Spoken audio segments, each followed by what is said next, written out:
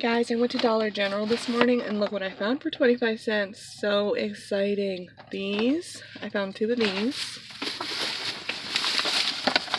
And one in woodland pine and one in the apple cinnamon.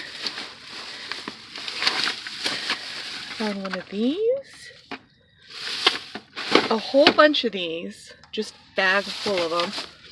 And I didn't even take them all. These also. Candles. These double packs were 25 cents. Not everything was. I just scanned it. But I only got the stuff that was 25 cents. And these as well.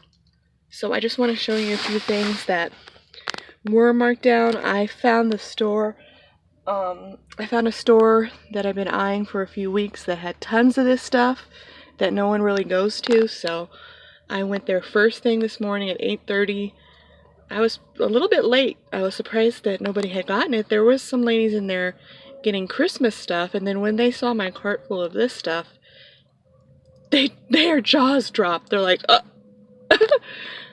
But I didn't say anything. I just smiled. So anyways, I just want to show you a few things that are ringing up 25 cents, and if you find them, go ahead and grab them because these resell very, very well. Just to give you a little hint, eBay is the place to sell them.